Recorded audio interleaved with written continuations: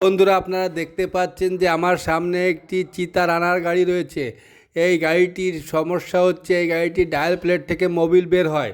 এই মোবিল বের হওয়ার কারণে নিচের দিকে মোবিল পড়ে যাচ্ছে। এই কারণে আমরা ডায়াল প্লেটটি খুলবো। এই ডায়াল প্লেটটি খুলতে হলে প্রথমে এই ডায়াল প্লেটের স্টার স্ক্রু দুটো খুলতে হবে। স্টার স্ক্রু খোলার পরে এই ডায়াল প্লেটটিকে ডান দিকে এবং বাম সাইডে একটি রড দিয়ে বাড়ি দিতে হবে। বাড়ি দেওয়ার কারণে এটি এদিক ওদিক মুভ করলে যে ইজি আছে ডায়াল প্লেটটি।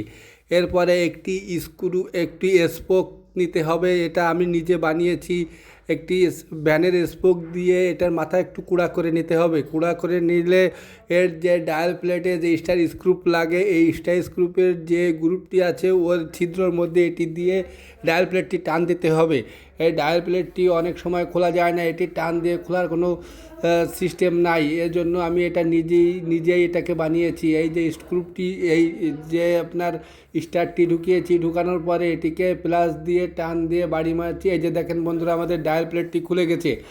এই ডায়াল প্লেটটি সুন্দরভাবে খুলে গেছে, ভাঙেও নাই, কিছু হয় নাই। এই ডায়াল প্লেটটি এভাবে খুললে খুব ভালো হবে। ভিডিওটি ভালো লাগলে চ্যানেলটিকে সাবস্ক্রাইব করে দেবেন। ধন্যবাদ।